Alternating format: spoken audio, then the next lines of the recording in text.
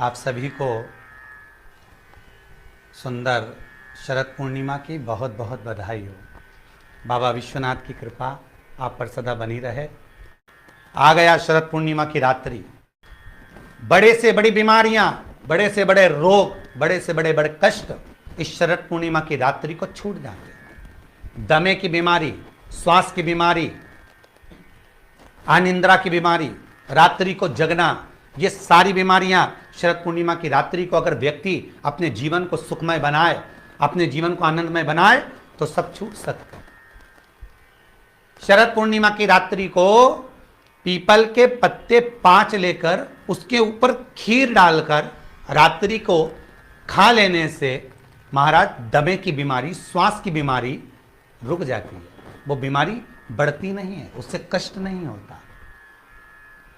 जिन बच्चों के नेत्र कमजोर होते हैं, रोशनी कमजोर होती है, शरद पूर्णिमा के दिन रात्रि को 12 बजे भगवान चंद्रदेव का दर्शन कराइए। 5 से 7 मिनट तक नयन मिलाएं चंद्रदेव के साथ और बाद में एक पीपल के पत्ते पर खीर जो चंद्र के नीचे रखी हुई है उसी खीर को चटा दीजिए। फिर चंद्र का दर्शन कराओ, फिर खीर को चटा दीजिए। महाराज नयन की ज्योति बढ़ती है, नींद नहीं आती तो निंद्रा देवी प्रवेश करती है, निंद्रा अच्छी आती है, आनंदित होता है।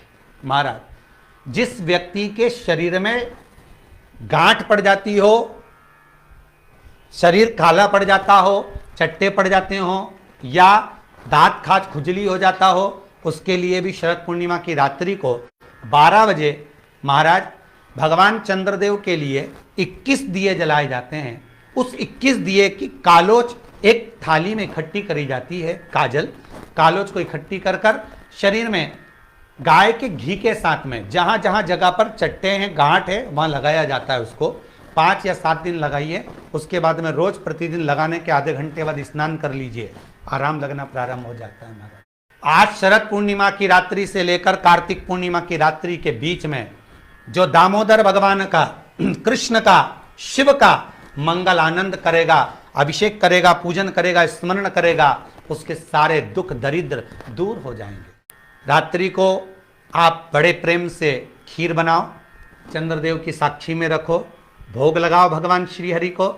बन सके अगर लक्ष्मी की कमी है, लक्ष्मी नहीं आ रही है, व्यापार नहीं चल रहा है, तकलीफ बहुत ज़्यादा है, घर में कष्ट है, कर्जा ज़्यादा है, तो एक तांबे के कलश के ऊपर, तांबे के कलश में पानी भरना, कटोरी रखना, उस पर लक्ष्मी जी की मूर्ति रखना।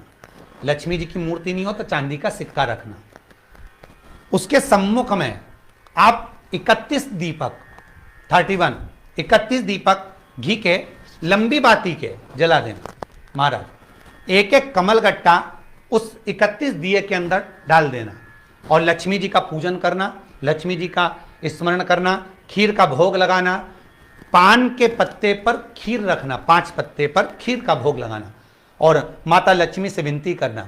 सुबेरे 4 बजे तक वो रखे रहने देना, सुबह 4 बजे वो उठाना, लक्ष्मी को वापिस तिजोरी में या सिक्का हो तो उसको अलमारी में रख देना। जो खीर बनी है वो प्रसाद के रूप में सुबह 8 बजे, 10 बजे, 9 बजे जब खाना हो प्रेम से खाना।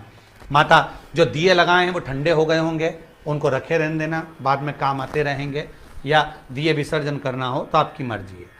पर वो मट्टी के दिए लगेंगे, आटे के दिए नहीं लगेंगे, मट्टी के दीप लगाना है आपको। 31 घी के दिए लगाना है। लक्ष्मी जी का पूजन करो, कंकु, चावल, हल्दी, मोली से, सब तरह से। शरद पूर्णिमा की रात्रि को सुख मिलेगा, आनंद मिलेगा, लक्ष्मी की वृद्धि होगी, कार्य सिद्धि होगी। दूसरा क्रम, अगर कार्तिक पूर्णिमा हो, शरद पूर्णिमा हो, ये दोनों पूर्णिमा पर, शरद पूर्णिमा के दिन आप शाम को प्रदोष काल के समय 4:30 बजे से 6 बजे के बीच में 1 लोटा पानी, उसमें 5 बेलपत्र रखकर, 1 कमल गट्टा डालकर भगवान चंद्रेश्वर महादेव के नाम से भगवान शंकर को चढ़ा दीजिए। आपकी जो कामना हो वो कामना कर कर चढ़ाएं, विनती करें चंद्रेश्वर महादेव को और निवेदन करें कि हमारा ये कार्य सफल हो। केवल शरद पूर्णिमा के दिन चढ़ाइए, कार्तिक पूर्णिमा तक क्या फल मिलता है हमको जरूर बताइए। भी शरद पूर्णिमा की रात्रि को और कार्तिक पूर्णिमा की रात्रि को गर्भवती नारी अपनी नाभि पर यदि चंद्र की दृष्टि पड़वा लेती है तो बच्चा विकलांग पैदा नहीं होता है। गर्भ से जो बालक होगा श्रेष्ठ होगा, विद्वान होगा, चतुर होगा, पढ़ने में होशियार होगा, क्योंकि ये चंद्र की किरणें जब समुद्र में उछाल ला सकती हैं तो आपके जीवन में भी तरक्की ला सकती है, उछाल ला सकती है। इसलिए सभी को हर हर महादेव, जय श्री कृष्णा।